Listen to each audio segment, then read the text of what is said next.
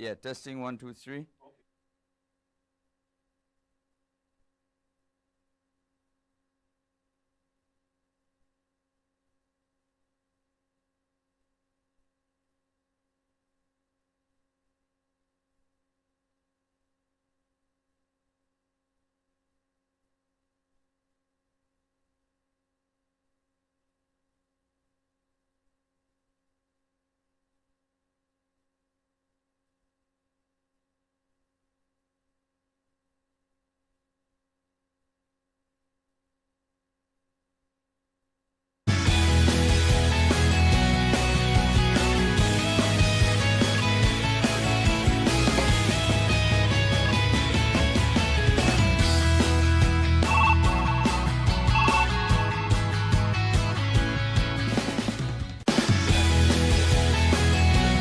NDC Heartbeat podcast. We're happy to welcome all those who are listening on radio via WeFM, Vibes FM, Spice Capital Radio. We've got Talk Grenada. We've got 100.5 FM out of Labby in Grenville. We've got Right Along out of Brooklyn, New York. And of course, we have the NDC Facebook online platform and YouTube. So, welcome to another NDC Heartbeat episode. What we're going to be doing today is that we're going to be chatting with the Minister responsible for education. That's Senator the Honorable David Andrew. He is in studio with us, and we'll be chatting extensively with him on matters related to education. As you know, schools are reopening next week, so it's proper timing so we can touch base on several matters. But before we do, we want to share a video with you with Vaughn, our special artiste, soca artiste. He was in London for the London Notting Hill Carnival, and a very interesting video which gave a tremendous boost to Grenada and the transformation that is taking place in this little island. So stay with us on this, and back with you in a moment. A little bit earlier on this year, I was lucky enough to go to Grenada, and I tried their strong rum, which is called Rivers, and honestly, I now have a hairy chest as a result of having that rum. And speaking of Grenada, we have got a very important person joining us right now. His name is Vaughn. He's a Grenadian soca artist, and he joins us now from London. I believe he's left Notting Hill Carnival just to get a bit of quiet so he could chat to us today. Vaughn, how are you? Hi, thanks for having me. I'm good. Enjoying London as always. How are you guys? Not too bad at all. Now, I know this is a very busy time for you because obviously you have performances to do. You have a really big song this year. It's called Jab Decisions. It's getting played on the road by masquerade bands over and over and over again. So how do you keep yourself physically fit to be able to withstand all of the performances that you've got to do? First of all, you sleep. Exercise here and there. You don't need too much. You just get some, eat well, and you pray because God is in charge. And Vaughn, I mean, the single that Clara was talking about, Jab Decisions, even I played it on my radio show on 1Extra, and at the time of me playing it, someone was like, who is Cass? Like, this song is amazing. Who is this? And I was like, it's Vaughn, Jab Decisions. So when it comes to your sound and the genre that you're pushing, because we also have other genres like bouillon, you've got soca, you have reggae dancehall. How do you cut through as an artist?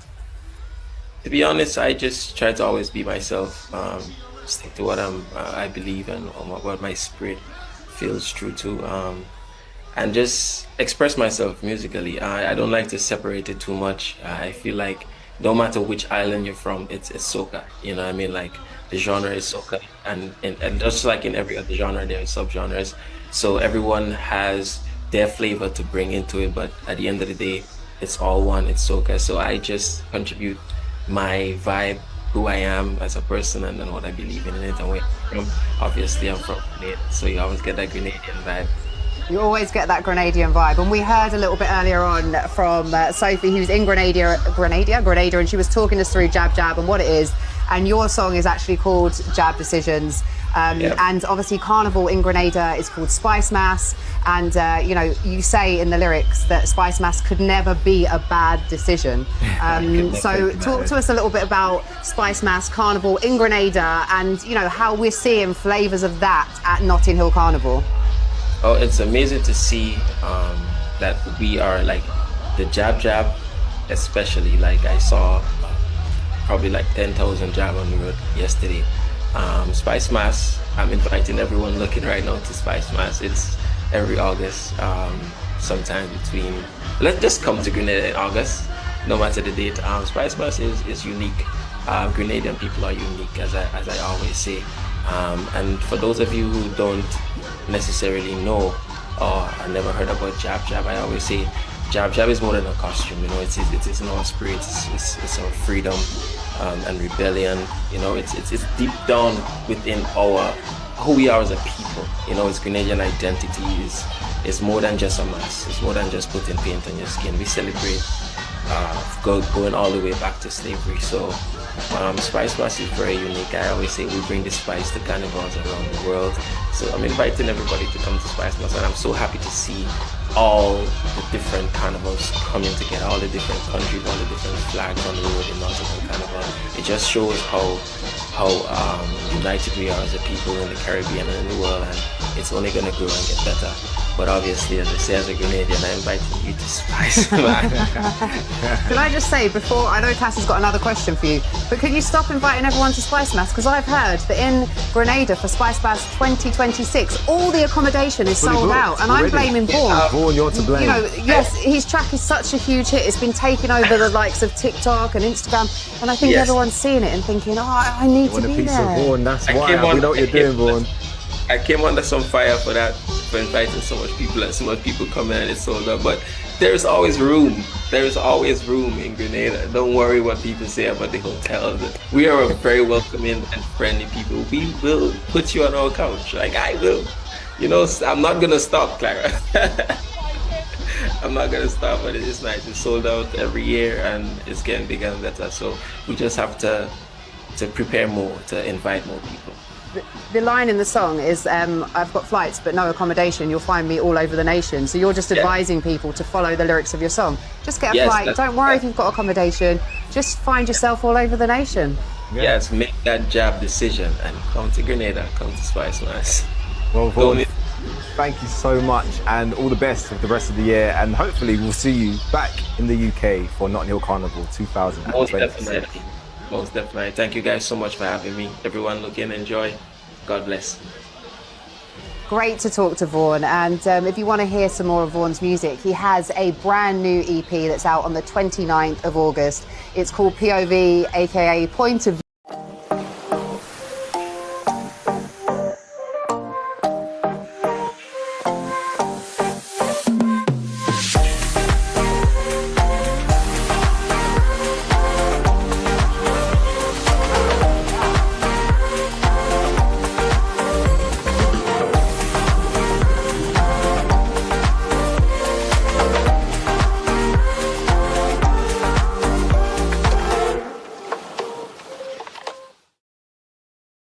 Climate change doesn't adhere to a specific time frame.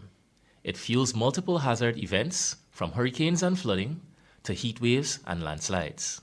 These events may occur back-to-back or simultaneously, creating compounded risks for our communities. Preparedness must go beyond one season or one threat. Preparedness must be year-round and multi-hazard focused. Preparedness is resilience. Preparedness begins with you. A message from the National Disaster Management Agency, NADMA.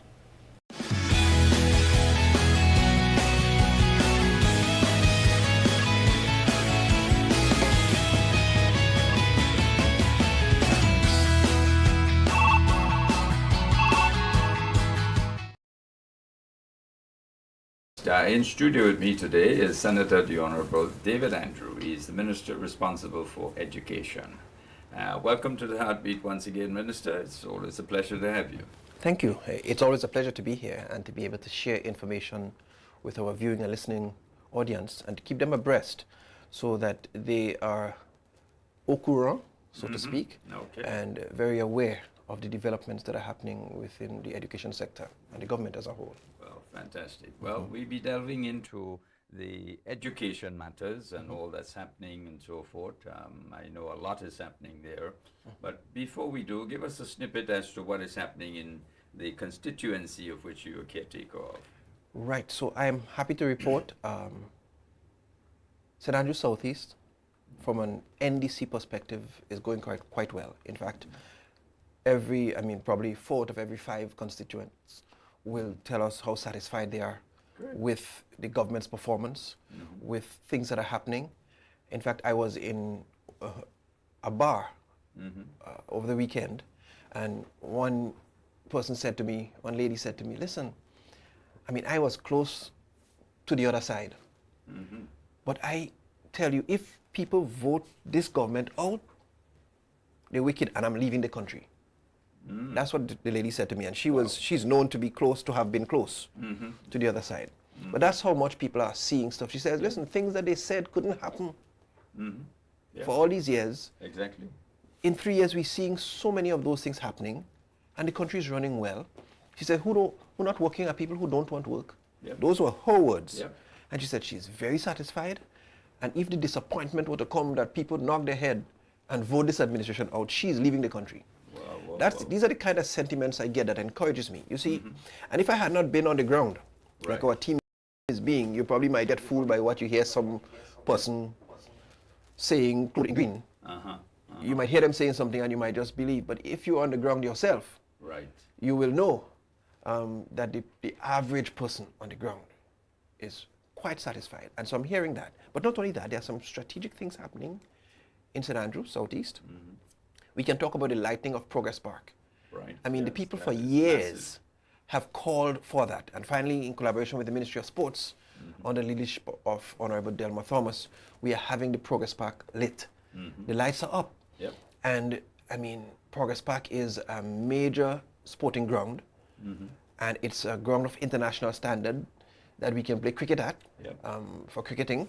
And so that's a huge thing happening. But let's keep with the lighting, because right next door, the constituents of Telescope St. Andrew, they've been always clamoring for the lighting of that community pasture close to SAS. That too has been lit.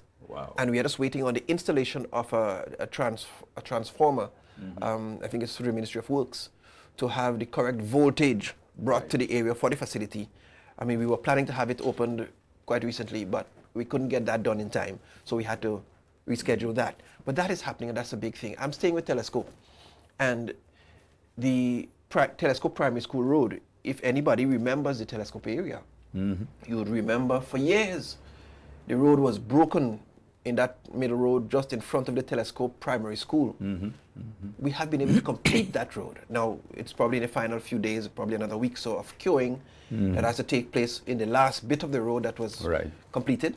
But the entire bit of the road is repaved, resurfaced, and constituents are happy with what's been happening. I can go and talk about the number of homes and houses that's been, the wash is also taking place in Telescope. There are over 15 bathrooms being done to standard, as the Prime Minister did in his pilot, in the area of Telescope, in the small Bay area and in the big Bay area. We've passed and visited a few, and the people are happy. One lady said to us, for all these years I've followed the lady, and look who has to come and give me a bathroom and toilet. Wow. With tears in her eyes. Wow. Amazing. When I experience those things, it makes me realize. Bumps? Yes. It makes me realize how much people appreciate what we are doing as an administration. Yes. Yeah?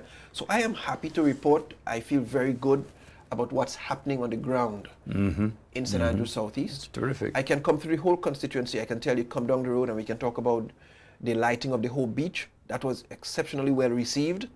And we are building a bathroom, toilet, and change room facility at the whole beach. So persons will be able to bathe, refresh themselves, change well. We are currently working with the Ministry of Social and Community Development to get the electricity and the water brought to the facility. But this is something most beaches don't have. Bathroom facilities. Very few beaches have it. Bathway, okay, yes, there are facilities there. But you can almost count that there are none on other beaches. Yeah, basically, we are keen on improving the community's access to betterment, to better quality service. We're not here just for style. We're not here just to give people tokenism. We want, when people can look back, they can say, under the stewardship of this National Democratic Congress government, we've seen a lot. Look, we've seen this. That was lacking for years. And I know people were clamoring for these things. Yep. And they're seeing it happen. And everywhere you pass, people are elated, people are happy. So that's happening. We also have plans to do the same thing in the Kabi area. Right. But we're just doing hope first. Right. So that we can learn the lessons, because it's similar terrain, similar. Yes. So we're learning the lessons there as we construct, so that we do it a lot more efficiently when we get there. There are a number of road constructions. There's a piece of road that we did up Armour Road. It's a road, if you know where Freedom Street is, on the Crowshoe Main Road. It's that steep hill that goes up towards Mamacan. Right. Now, it's been a grassy, slippery, muddy area for quite some years, and people have had to walk on the grass. Quite a lot of children from the Mamacan area come down to school in Crowshoe using that road.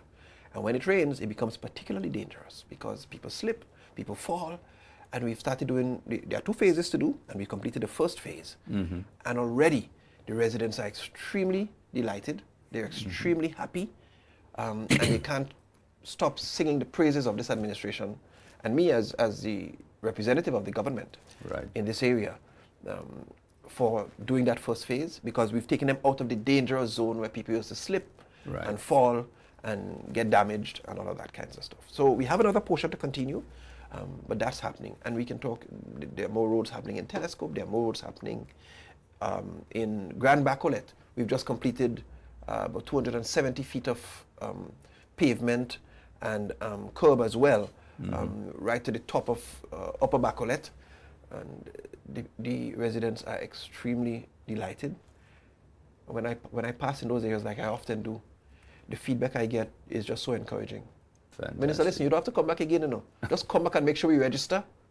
Some of them will say Fantastic. that. Because we're happy, we've been asking for this for years, and we're finally seeing it. So I am very happy with what's happening. Only Thursday this week gone, we were able to do a wonderful back to school initiative with the children of St. Andrew Southeast. We did that at the SAS pasture. It was part of the plan. We had to do a whole massive event to turn on the lights as well. But because of what I said earlier, we ended up only having to do the back to school giveaways. And that was very well received. That was supported by our local donors and some of our wonderful friends in New York. So we've expressed sincere thanks to those friends we have, who have friends from around Grenville area, who have collaborated with us and are always interested in seeing us do well and seeing residents of the Grenville, St. Andrew Southeast area benefit as they continue to give back. So again, we express thanks. That happened, and it happened very, very well. Good. And I'm happy to report all of these things. I mean, we probably could talk for a long time about a lot of the things that are happening across St. Andrew Southeast.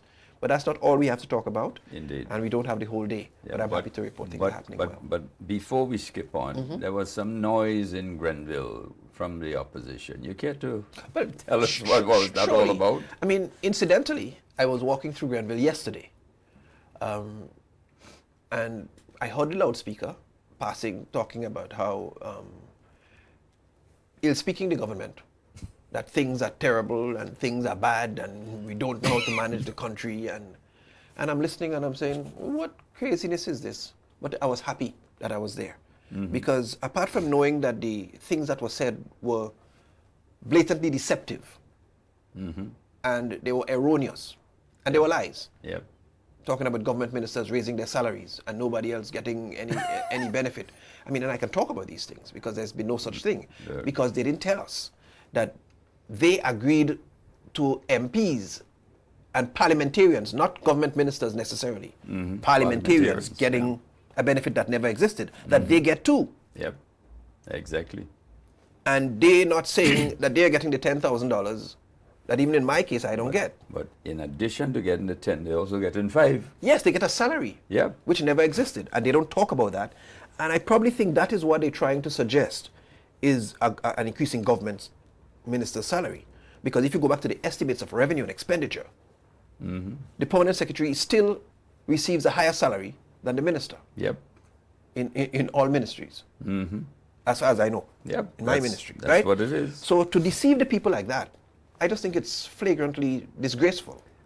Well, to have these messages being broadcast around the place in the name of a political institution that wants to rescue. And you know, interestingly, when I heard all these things and I was walking through, the people in the town said, "What, Minister? Don't bother with them there, you know." It was the way the people responded. Right. That made a difference. Yeah. The people were like, "Leave them alone. They have to travel. They have to meet the people. They have to know they're bringing back benefits." The people were defending. The people were saying, "Rescue us from what? We rescued already." I listened to the people, and you know, it was just heartwarming. Yes. That the people are now in a place where they cannot be easily fooled. Right. Because Exactly. they are experiencing a different kind of leadership. They are seeing a kind of impact that they're not prepared to be easily fooled. They live for all these years, 20-something years plus, looking, hoping, believing a certain set of things. And in 3 years, all of these things were tossed away and you could realize, oh, but they said that couldn't, oh, Yeah. but they said this wouldn't, oh, but they said the country would mash up, oh. Yep. So they now just got an aha moment that they realize, what's wrong with these people? Rescue us from what? So I left there feeling happy that I was in Grenville at the time Yes. to hear it and to Right. witness the response of people. Furthermore, I even saw on Facebook, somebody recorded them. And the amount of voices that were joining in and saying, "We rescued already. We rescued already." I don't move there with that. Those weren't my words. Yes. Those were people's words. Exactly. You know, and it tells me a lot is happening in a positive way in the minds of our constituents, in the minds of the electorate. And I'm not worried at all about the people's ability to be critical in their thinking and to be able to analyze, pick sense from nonsense and not allow themselves to be gullible, because they are experiencing the benefits. They know that we increased the salaries for Imani trainees from 7 to 1,200. They experienced the 500 increase, so you can't tell them they didn't get. Well, exactly. Because they know. You can't tell them it's somebody else alone that got. Exactly. Because they got. You can't tell them that we didn't increase the minimum wage. After all these years, with ignored obligations to take care of them, this administration raised the minimum wage. Now, if you ask me, I still think we have a long way to go to get salaries, but of course that has to happen It's step by along. step. That's right, incrementally, and it has to happen alongside a growing economy. So we have to manage responsibly, but we raised the minimum wage, and we have said you cannot pay anybody less than this. So that that in itself has rescued a lot of persons, and the people know that. Yeah, the people know that, so you can't fool them. And then we are the ones who removed the tuition fees, and are now paying the tuition fees for TAMCC Right. and for NULO, and giving more persons access to continued education. Yep. So that parents no longer have to say, well, I ain't able, so let him not go on, let him stay home. And people know that. Yeah, because of course, I they're meet feeling people, it. yes, I meet people who say, "Minister, you don't know how much we appreciate this free tuition." Yeah, that's $700 savings. Yeah. 810. 800. Yes, Okay. a year. Yeah. And that doesn't take away any of the other seed benefits and all of that. And as I mentioned, seed. The people know that the seed beneficiaries are now receiving $200 more than they used to really receive all along. Those who have been approved all along. Yep. And once you're 65 and over, and those who have had some kind of disability and are approved in the program, they receive that additional $200 as well. So the people know that all of these benefits have come. And so they're reasoning and saying, well, what you want to rescue us from these benefits? You want to Exactly. rescue us from these benefits so that we can suffer with you again like they were trying to say prior to elections? Yeah, exactly, sir, indeed. So, I mean, I was just happy to be there to witness the people's response. Yes. And it made me a lot more assured that we're doing the right things, that the people are responding to. And they will have no second thought Right. about returning us to continue the good governance of the country that they've been experiencing over the last 3 years. But it's important for us to reiterate the fact so that constituents understand clearly Correct. that elected members of parliament, inclusive of the opposition elected members, are getting $10,000 a month to look after their constituency, Yeah. in addition to $5,000 a month salary. Yes. Yeah. So in all told, they're receiving $15,000 because some Yeah. constituents in some particular constituencies saying they can't feel the $10,000, and when they go to certain people, they ain't getting nothing. Right. And I want to add, the senators like myself, who are appointed by the Prime Minister, while I might be the government's representative in the area, I do not receive the 10,000. No, you don't get the 10,000. Neither do I get the 5,000. No, just your basic salary. I do get an allowance for being a parliamentarian as a senator. Yeah. But it's not a 5,000, it's less. And I do not get a 10,000. And I want to make that clear so that people understand that. But not only that, the opposition members were involved in the discussion for the salary. They are part of the parliamentary subcommittee that decided and proposed the 5,000. Well, I understand it was a bit more. Well, They asked for more. they wanted more. You understand? And some of them quietly complained that it should have been more. Yeah. They wanted to take more. But you see, the deceitfulness of trying to pretend that this was something that the government just did and did for themselves, and didn't do for them, because you have senators who don't have a salary. Yep. And that's unfair. But I'm not even discussing that. But the point I'm making is that the opposition members were part of the parliamentary subcommittee that decided upon, agreed upon those figures. So to make it appear that the government is doing what they want here is quite deceitful. Yeah. And they should not engage in that kind of politics. I think we've grown past that. And try to mislead the people is not something that I am happy to support at all. So I condemn that. And they shouldn't do that. Absolutely. No? Very true indeed. Okay, well, let's move on to education. Schools are opening up next week. Yes. How are things in that department? Oh yes. Well, I'm quite happy to report that all schools on Grenada, Carriacou, Haiti, Martinique are scheduled to reopen tomorrow, September 1st, God's willing, 2025. We have been working with all of our school maintenance crews, and there are some repair and remedial work that we engaged in over the holiday to ensure that all schools are in a state of readiness for tomorrow, God's will. There are some schools where there's ongoing work, but none of these works will interfere with the school's ability to resume. In fact, in some of those cases, the works are happening off the site where the current schooling is taking place. So it doesn't affect schools reopening.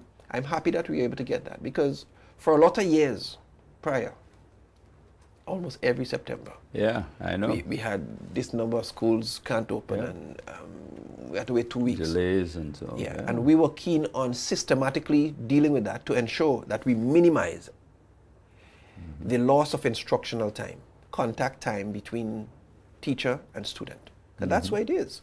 We want to optimize the teacher-student contact time. And so the fact that all schools are able to be reopened in September, on the 1st of September, we are very happy about that. And teachers were in place since last week, as is the requirement. Teachers are normally supposed to return the week before. Right. So since Monday gone, the 25th, teachers were in place, getting prepared, having cleaning and preparatory work being done, so that they were ready and in place for the 1st of September. I'm quite happy to report that. Yeah. Fantastic. We do have, I mentioned some infrastructural work, as we might be aware. There are some schools under construction.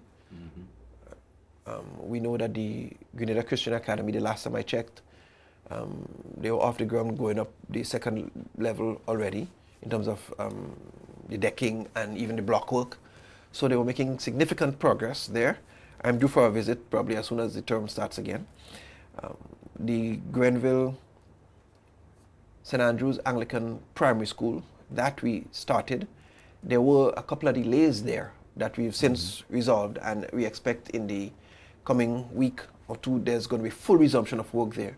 I think something's had to do with the nature of the area and some consultations that the supervising contractor may have had. But that's sometimes all part of the process. But that's mostly behind us now, and we're looking forward there. We turned the sword and works going ahead on the Malmonk property for the construction of the St. David's Catholic Secondary. That was long awaited. And we had lots of work to do there, from the acquisition of the land, come right up. So I'm happy we are at that point. We had some work that began just before school closed, or at the closure of school, for Cali's government, where we replaced some of the, one of the wooden blocks that had deteriorated significantly. So accommodations have been made to house the students, and that work is going on. The contractor gave us good time within which he's likely to finish that. We also have some work carried for the Florida government. In fact, as we speak, the construction of some wooden structures is taking place to accommodate them eventually, because we'll have to relocate the students to facilitate the genuine reconstruction that has to take place. So we're working concurrently to make sure there's seamless transition, so that we don't lose, again, instructional time. So all of that's happening, and there's some other schools where we're doing other repairs, South St. George, but none of those repairs will affect the opening of schools. So I'm happy and satisfied with the work of the maintenance teams that we've had, and our projects team at the Ministry of Education. Fantastic. Now, what about student support initiatives as students head back to school Right, tomorrow? so you're talking student support initiatives. I'm happy to report we have had the Uniform Assistance Program. That is a program that is meant to provide financial assistance to parents and to guardians, to allow them to be better able to purchase school materials, school supplies, uniforms, and that's done through the distribution of QR codes. Now, that is usually done through the school. So every parent has the right to go to a school and say, listen, I have 3 children, and I'm interested in them being on that program. Now, the school is one of the easiest mediums to be able to formalize this program. So since in May, we had sent notices to the schools, and we'd started getting information from the school in terms of students. But we want to emphasize here that all parents have access to this program. So the schools should not and cannot tell a parent, your child doesn't qualify.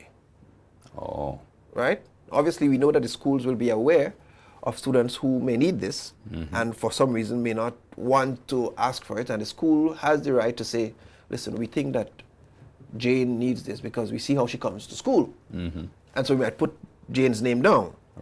And we trust the school to do that too.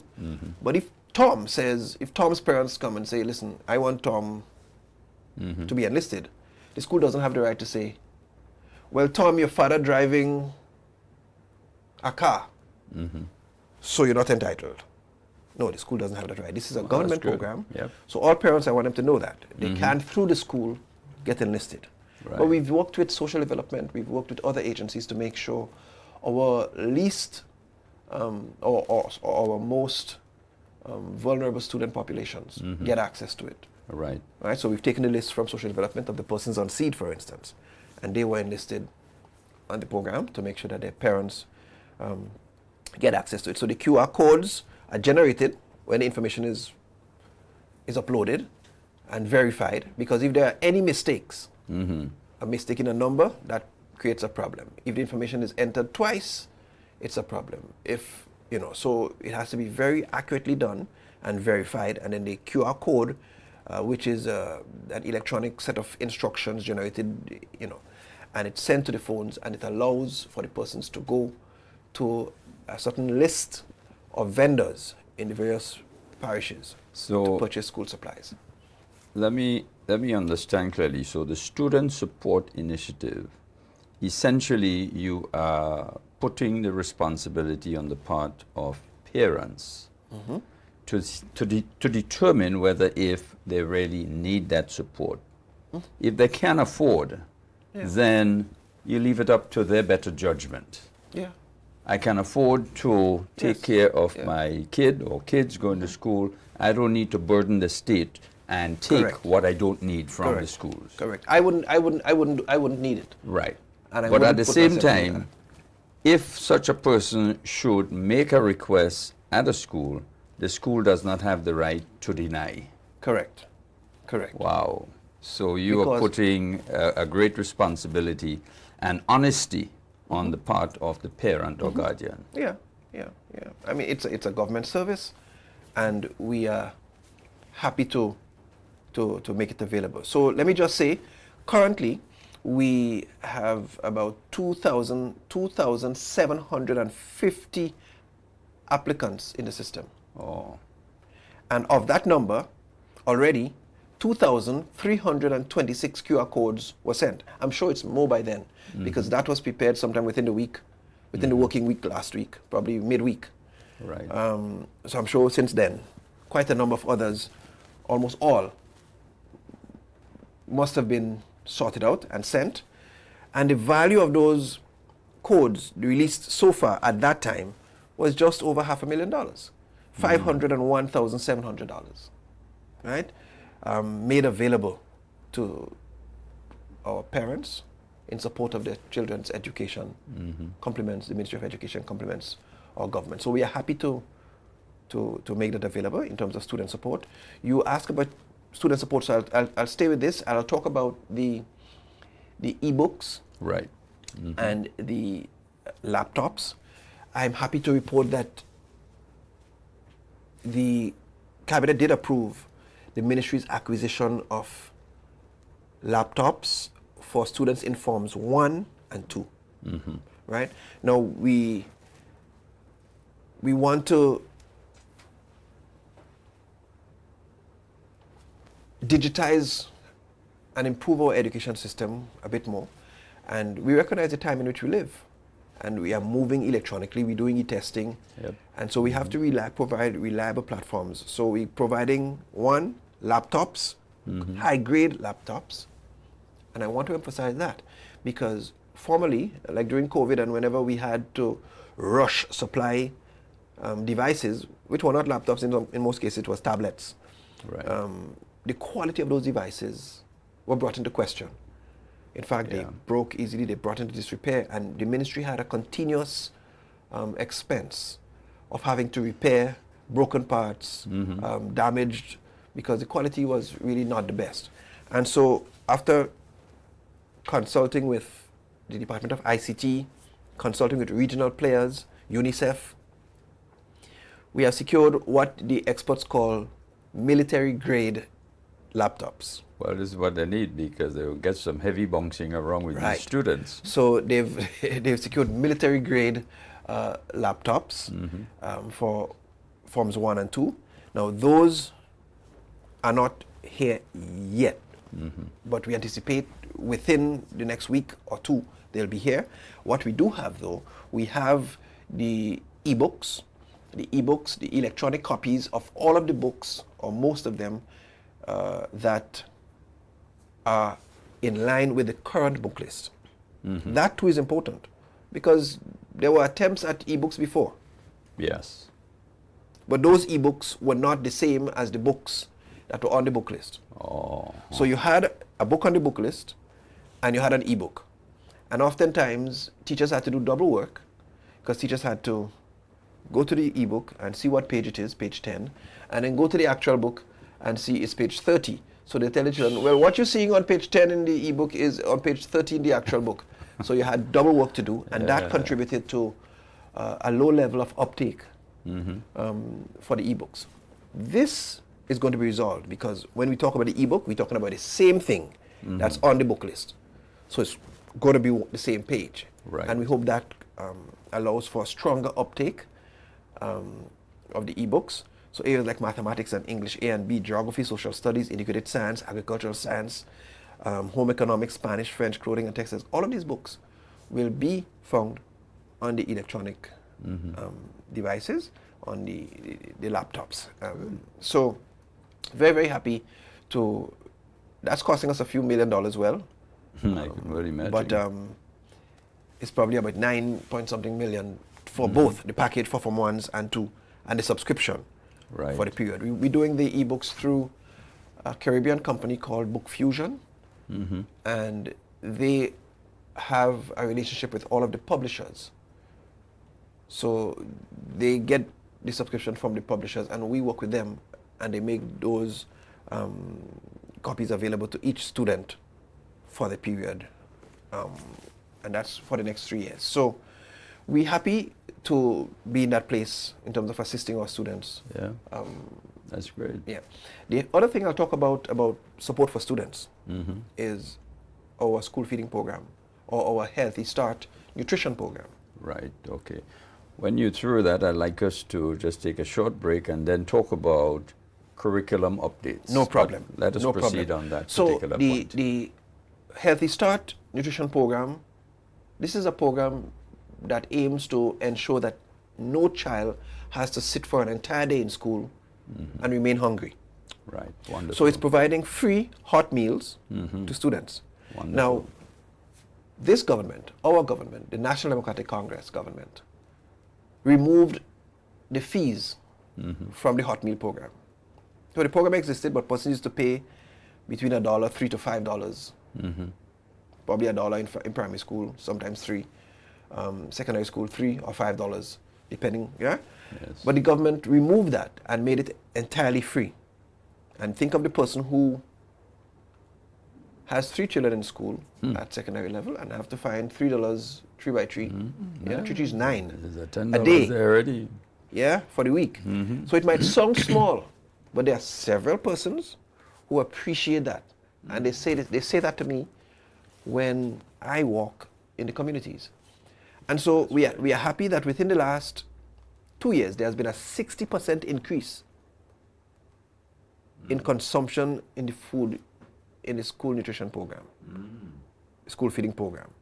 So it's gone from 10,000 persons benefiting in the previous 2 years to over 16,000 within the last 2 years since we made it free. Wow.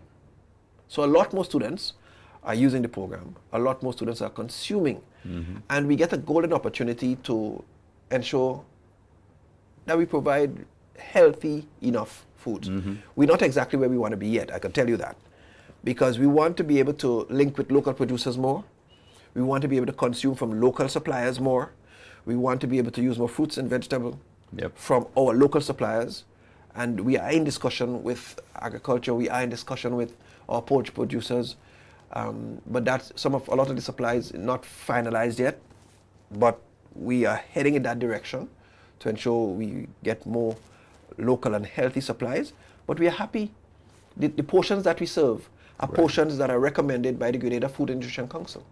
Okay. So we know the portion sizes. They specify which food groupings must be in what quantity.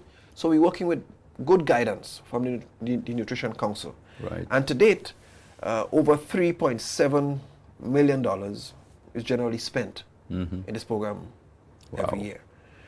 We're quite happy to do that. We're working with suppliers across different villages and school districts who work along with us.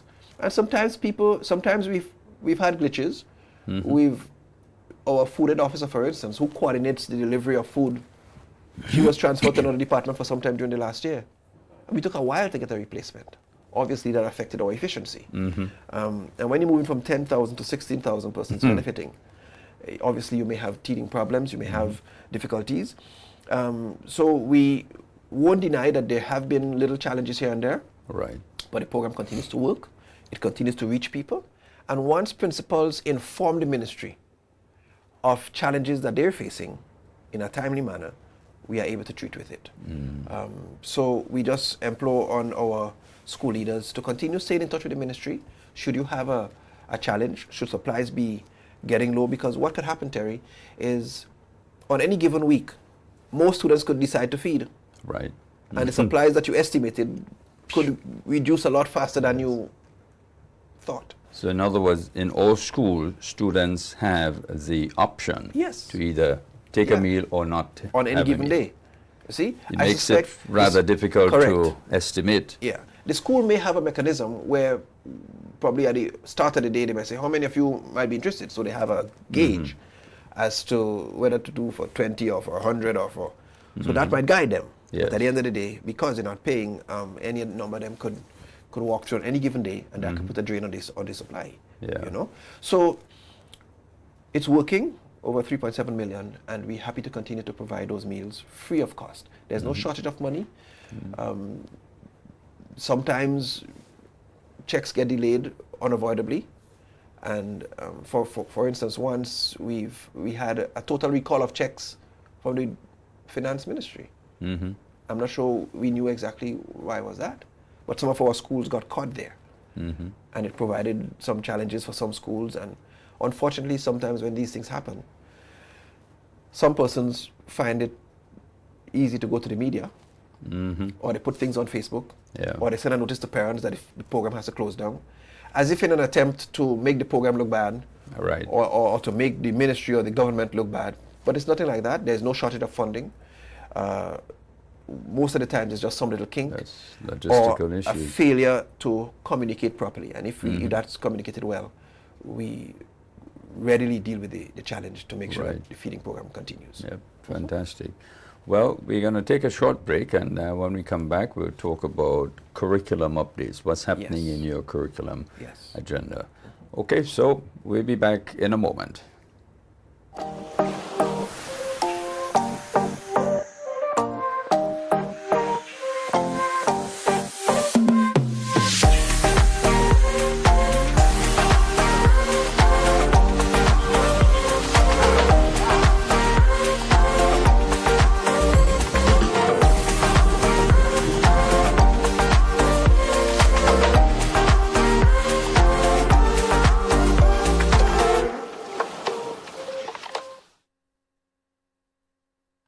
Climate change doesn't adhere to a specific time frame. It fuels multiple hazard events, from hurricanes and flooding to heat waves and landslides. These events may occur back-to-back or simultaneously, creating compounded risks for our communities. Preparedness must go beyond one season or one threat. Preparedness must be year-round and multi-hazard focused. Preparedness is resilience. Preparedness begins with you. A message from the National Disaster Management Agency, NADMA. Let me say it is really a great honor and pleasure to be at this third anniversary of the works and commitment of the Bain Sisters. When the Office of Diaspora Affairs launched the need for Grenadians residing abroad to adopt a school, we did not realize that the response would have been so overwhelming. And when the Bain Sisters approached me 3 years ago, I welcomed the opportunity for them to do just that. Let us give them a great round of applause. I think they have set the tone. While it's very good for Windsor Forest, I urge, and that's why I call on the ambassador, not to keep it to ourselves, but to also share our experience, share what is happening in Windsor Forest, in Deer, in Laraland. And I want to see, sooner or later, we should be hearing something about Vincent's and Shanflow and Child Island and Dudman, all those areas. They must be commended for that initiative. Kudos to the Bain family, and I look forward to greater things to come. Thank you very much.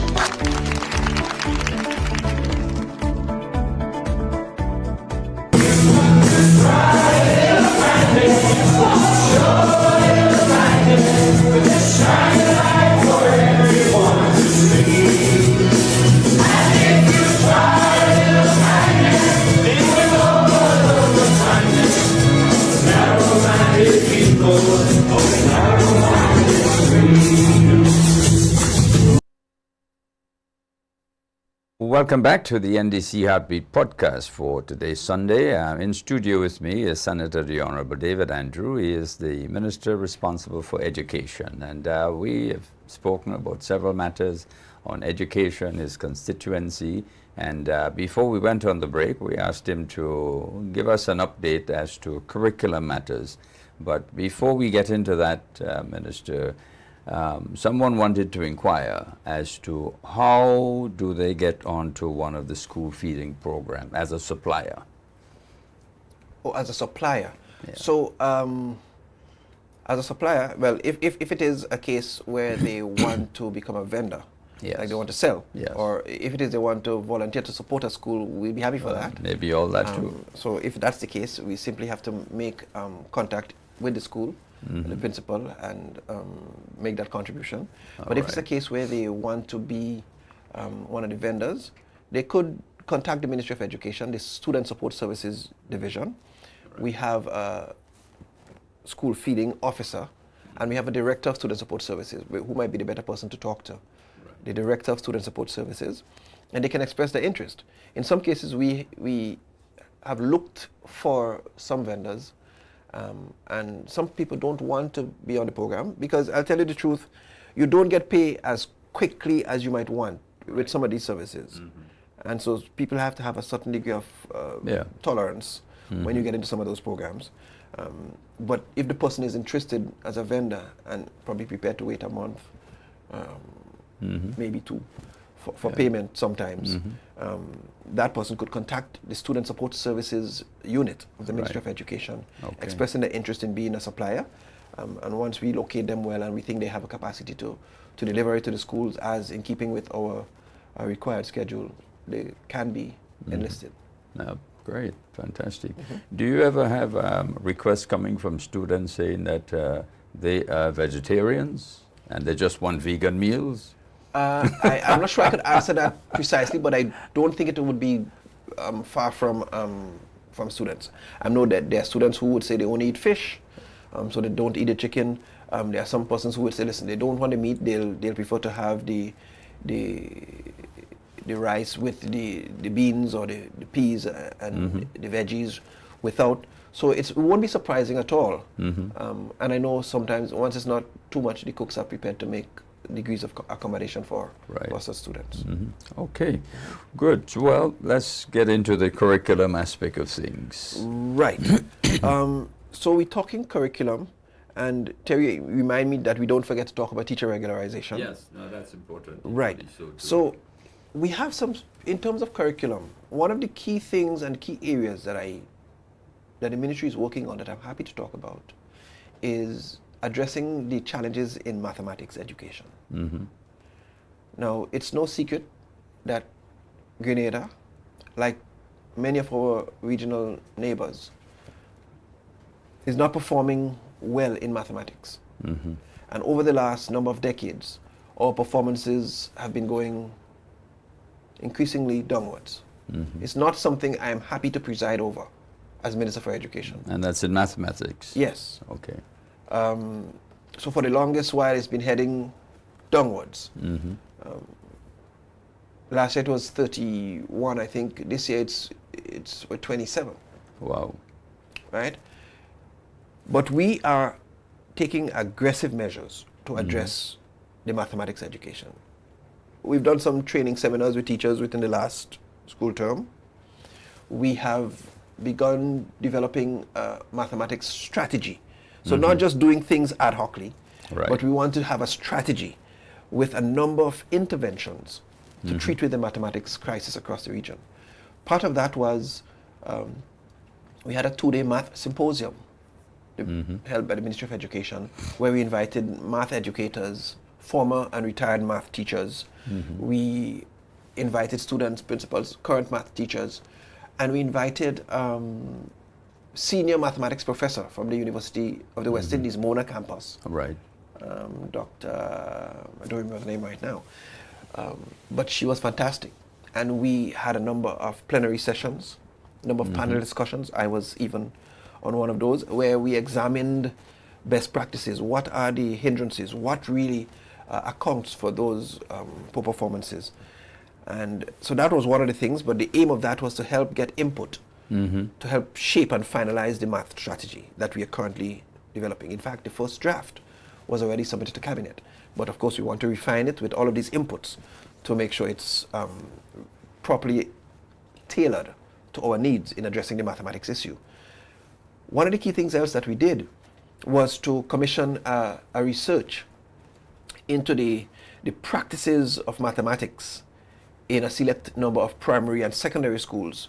And that was conducted by our very own former mathematics teacher, Dr. Andre Martin.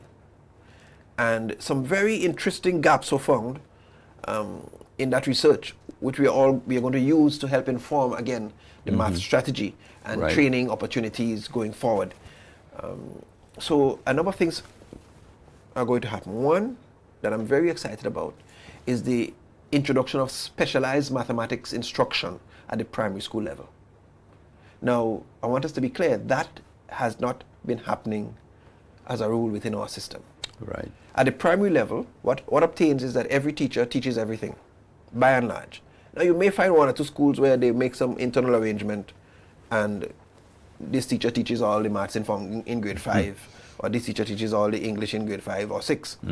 So you've had that kind of accommodation, but what we are doing now, starting this September, tomorrow, God's will, we are going to have in at least 14 selected primary schools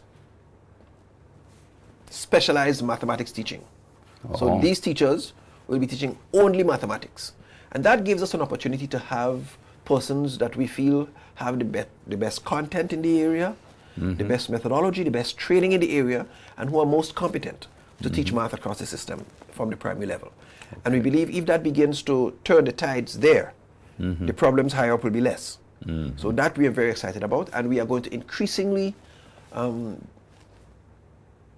the number of schools that we do that in to make sure more and eventually all of our primary schools have specialized teaching in mathematics. We are likely to do the same for English too, because we want to make sure both literacy and numeracy get the best attention in the earliest years of our children's life. So that's happening. And for that to have happened, we've been working throughout the whole of the last school year, the last 2 terms, training teachers, doing all the background work necessary so that the redeployment necessary and all the adjustments, the timetabling, training that has to take place to make sure that all of the specialist sessions can happen with the same teacher, workload and all of that, so we engage unions. All of these things happened to make sure we are ready for September with those 14 schools. So I'm happy. There's a lot of training. Some 23 teachers with a strong passion for mathematics education have been identified for that role. Fantastic. And they're trained, they were trained during the summer for those responsibilities. And we are committed to doing additional training with the Commonwealth of Learning. We're doing even training with the University of the West Indies. There's a particular program, I'm trying to look for the name, it's called ACT, I think it is. Before we get to the 1 o'clock hour, which is 1 minute away, tell us about the teacher regularization arrangements. Right. So teacher regularization, I'm very happy to report that within 2025, the Ministry of Education and the government has regularized another 216 teachers. Wow, 216. 216. Wow. You remember in 2023 we did 112. Now we have 216 to add to that. This speaks to the government's commitment to regularizing workers, to making sure that tenure becomes secured. And interestingly, that makes them entitled, that was effective on the letters since January 2024, which makes them entitled to the 1958 pension arrangement. Right? Because you remember the new pension arrangement takes in after that. So I'm happy to report that we now have a further 105 teachers whose regularization documents are in process, and that will make us current. Once we get this last 105 approved, which is already in process, then we'll be current, and we'll just need to continue regularizing and appointing teachers once they get past their probationary period. And I'm happy that I'm the minister presiding when we get to this space. Absolutely. And it just speaks to the government's commitment and our willingness to bring pride and integrity to the work and to show the value that we place on the work that our teachers do in educating our most precious resource, our nation's children, you know? So that's happening. In addition to that, we also upgraded 9 technical teachers. You see, we talk a lot about technical education, and we didn't even talk about skills yet. But we talk about technical education. There are 9 teachers who, since 2009, they did some studies with the University of Technology in Jamaica in the technical areas, but they were never upgraded to qualified teacher status. We took the pains to review the program with the Grenada National Accreditation Board. And when they gave us the all clear that the programs were indeed to that level, this government, within 2025, the cabinet approved the upgrade of these teachers to qualified teacher status with all the necessary retroactive benefits. Retroactive. I mean, so we are fixing a lot of stuff. We are writing a lot of things and unfairness that traditionally was allowed to happen to our workers. We are fixing it. This government is truly worker-friendly, worker-centered, and all of these point to delivery of our commitment in several of those areas. So we've had requests for the reappointment of over 169 teachers for 2025, and that was submitted to PSC. To date, all of the 100 primary school teachers were reappointed, and 51 of the 69 secondary school teachers were appointed. Now that's significant. So it means we just have a few left there, and it's only administrative. It just means that the letter hasn't come yet from PSC. Now, what that tells me, I envisage that all of them will be in short order, and I don't anticipate any delays in getting their bi-monthlies. So I'm confident that within September, all the teachers will get their salaries as for the reappointments. So I'm happy to talk about that because we're learning as we go and making our systems a lot more efficient where we can. Now, we can't change the processes that PSC undergoes because that's not within our remit. Right. But where we have the control, we are doing so, and doing so happily to make our system in education a lot more efficient. All right. Well, we can go on for another few minutes. Let me just say goodbye to those listening on radio and to invite them to join us online, either the NDC Facebook online platform or go to YouTube. So we'll continue for a few minutes more as you educate us on these wonderful things happening to teachers and workers in general. Yes, yes. So I'm happy that we are in this place, and we are committed to always doing what's in the best interest of both our teachers and our students, because if we don't treat our teachers well and we don't do what's in their best interest, it shows up in how they are able to treat with our nation's children. So we're making it work well. I want Terry, with a few minutes you might allow me, to just give a brief insight into where we are with a lot of the skills education projects. Because we've talked about mainstreaming skills, and that idea has not dissipated. It's still there. We have appointed an implementation, no, not an implementation, a delivery unit. The function of it is primarily to see the skill centers that we talk about, the centers of excellence built out. And they are currently commissioned, and they're working. Now, what's been happening, there are 4 areas that we are focusing on right now. We are focusing on hotel and tourism management, so there's going to be a center of excellence for that. We are focusing on marine studies and boat building. There's going to be a center of excellence for that. We are focusing on agriculture and food production. Agriculture, there's a center of excellence for that. And we are focusing on furniture, construction and furniture making. Why those areas? We've chosen those areas because those areas tie in seamlessly with key sectors within our economy. And we want to make sure that when we have those centers of excellence and persons get trained in those areas, they are easily absorbable into the work market, into the labor force, because there's ongoing demand for them. Let's take the hotel and tourism sector. The reality is we have a lot of people trained, and they do beverage, they do homemaking, housekeeping. But when you need to have supervisors, executive chefs, managers, and upper supervisors, a lot of those people come from somewhere else. Yeah? And we think that's a gap that this Center of Excellence for Tourism and Hotel Management can treat with. So we've been having the discussions we've had engagements with the Grenada Hotel and Tourism Management. We are in discussion with some of the key hotel players. We are discussing with some of the hoteliers whether we lease one of the less used facilities or collaborate with. So some of those discussions taking place, and we hope that we can, in earnest, sometime by September 2026, be able to start. So a lot of the background work is taking place right now to make sure it's aligned, because these are not things you just get up and do, because they have to be internationally accredited, they have to be programs that meet international standards. Because if you're talking a center of excellence, then it must be excellent. It must be excellent. You see, Absolutely. and so the same is happening in terms of agriculture. So we know we have the Maribo campus of the Thea Marisho Community College. Yeah. And we are working there in collaboration with agriculture and the college council.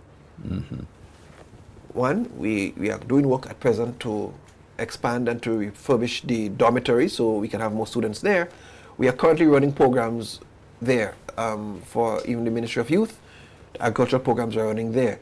Right. There are plans to rebuild some of the livestock farms, state-of-the-art poultry, pig pens. So even with the Ministry of Agriculture's breeding program, there's some work happening there to upgrade the livestock facilities to ensure that you get a good quality experience. But not only that, some of the programs that are going to take place there are programs that the college is working in collaboration with some of the other top universities in the world in agriculture, so that when somebody gets qualification from the Maribo Agriculture, TAMCC Center of Excellence for Agriculture, whatever the final name will be, they actually have certification that you can go in any other part that's regionally, internationally accredited, and that they'll be able to function.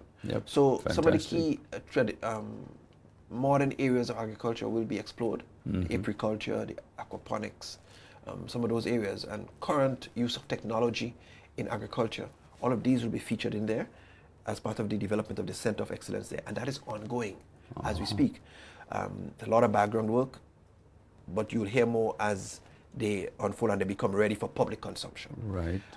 In terms of the Marine School and the Center of Excellence, we are considering the campus in Carriacou, the TAMCC campus in Carriacou, which we know was destroyed by Hurricane Beryl. There's a design for the construction of a building. But not only that, they're also working on programs, but they're working with the marinas, some of the boatyards and the yachting facilities to see what kind of collaboration could take place. Because if you're talking boat building and marine, you have to work with the underwater welding, you have to work with the opportunities for yachting. So they're in touch with some of the key international players in yachting, for instance, some of them out of New Zealand. Some key regional ones, as well. So that when we do courses there, in that program, regionally, internationally accredited, that they can go in any marina anywhere in the world, or they can go in any place anywhere and be able to function together with the marine studies and that. So I'm excited that good work is happening there. And the other one is the construction technology and furniture making. We have the National Center for the National Center that creates furniture at Snell Hall. They've always created wonderful furniture, but they've never done the training. And so we are currently working to expand the facility to do the training that it's capable, or it was initially designed to, that it never did. And we focusing furniture because we think it's an area that of need when you look into the sector. We need a lot of carpenters, we need good joiners, and then obviously it's going to spread to other areas of construction. Construction is an area where we are woefully short of good persons. A lot of the contractors are complaining right now that they can't find workers. We've just given a contractor a contract to do some work in one school, to do a whole block, and he can't find workers. He says he's now sent an application to get workers from outside the country. It's a fact. And so we have to, while we deal with the current challenge of providing workers for the now, we have to, as an education system, build the capacity of our population to take those opportunities.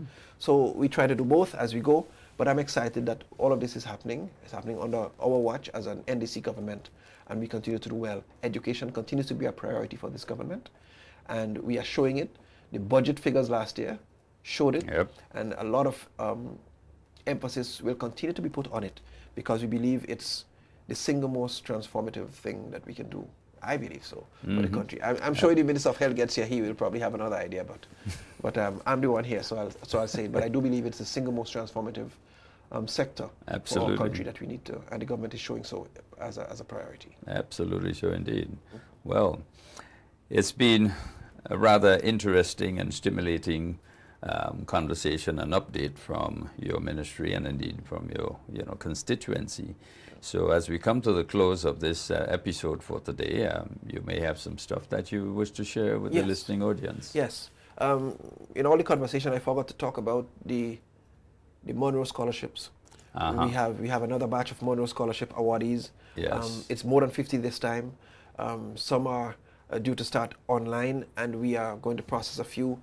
We know the sensitivity of applications for visas to go to foreign countries, United States. So we are working diligently to see if we can get those visa applications for those who wanted to get to New York. And hopefully by January you can have those persons go. But we have a number of others that have been successful as first generationers. And that's a big thing, because nobody else in their family had gone to university. Nobody else had a degree.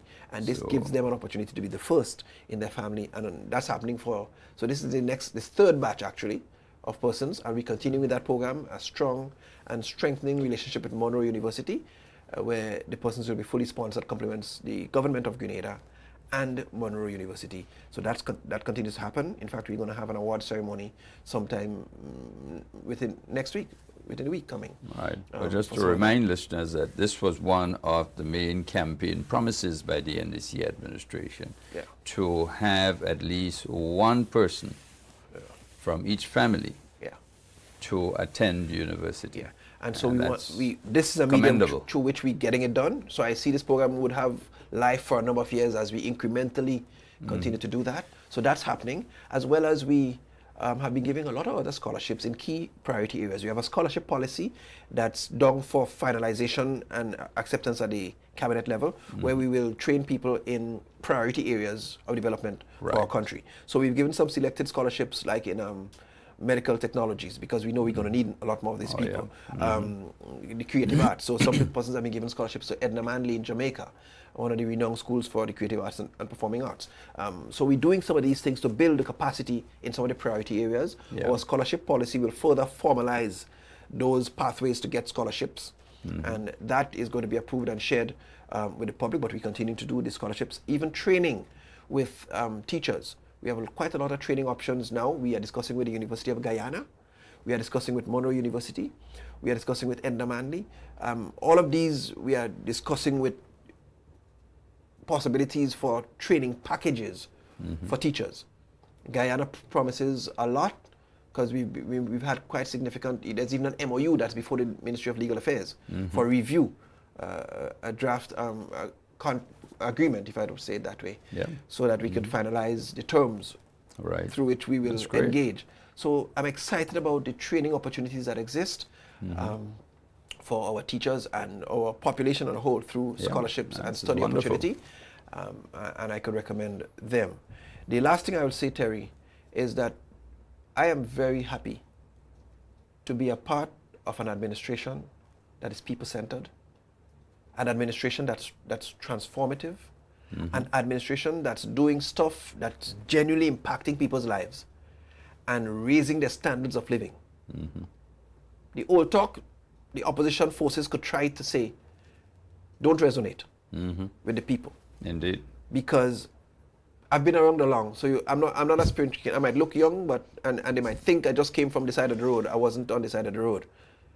But in many observations I can make, I am happy and delighted to be part of this NDC team. Indeed. Serving our country in a time when I believe our country could not have continued the road it was going. Precisely. And when I hear people talk about rescue, I want to laugh. Yeah. Because thank God, in 2022, our country was rescued. Our country was rescued with our Honorable Prime Minister and his team. Absolutely. And we continue to be rescued, and the people know it. And I'm happy to be a part of the team, and I want to take the time to commend our Prime Minister, the Chair of Cabinet, our leader, our team leader. He's a remarkably gifted young man, an inspirational leader, a principled leader, whom I have absolutely no problems following because of his principled leadership. Right. And his genuine heart for the country. is unquestionable. And we have a fantastic team of persons that love this country and want to see best for it. And I'm just happy that history will be kind to us for having served the country in this period. And we thank all of the persons who gave the confidence to our Prime Minister and his team and all of us and gave us the opportunity to lead this country and to help move our people to the next level. We will continue to so do in the interest of our people as long as the people give us that mandate to so do. Thank you. Fantastic. Well, Senator, thank you so very much for being part of the Heartbeat today. It's been a great conversation with you as usual. Wish that we could have gone on for much longer, but you have an opportunity to come back if you so wish. We will do that sometime again. So thank you very much. To my listeners, we are chatting with Senator the Honorable David Andrew. He is the Minister responsible for Education, a member of the Cabinet of Grenada, under the leadership of Prime Minister the Honorable Deacon Mitchell. And I want to thank him for his time today, and to thank you for joining the Heartbeat today. And join us again next Sunday when we have other equally stimulating and interesting conversations to share with you. So thank you, and do have a great Sunday afternoon. Goodbye now. Okay. Dear Kirani, it is with a deep sense of pride, admiration, and gratitude that I share this message with you. Today, I speak not only as the representative of the people of St. John, but as a fellow Grenadian who has witnessed your journey with awe and reverence. Your life and career have been nothing short of extraordinary, a beacon of hope and inspiration for our entire nation. From the moment you stepped onto the track, you have carried the red, green, and gold with a grace and dignity that transcends the sport. You have sacrificed your youth and endured many challenges that would have broken the spirit of many. Yet, you have emerged time and again, stronger, faster, and more resilient. In a world where fleeting fame often overshadows true greatness, you have shown us what it means to be a true champion. Your victories have not only brought home medals and accolades, but also a deep sense of pride and unity to our small island nation, leaving an indelible mark on our history. Kirani, you are more than an athlete. You are a symbol of what it means to dream big, work hard, and remain humble and steadfast in the face of life's greatest challenges. On behalf of the people of St. John and the entire nation of Grenada, I extend our deepest thanks to you. Your sacrifices and victories have not gone unnoticed, and for that, you are and will always be the legend.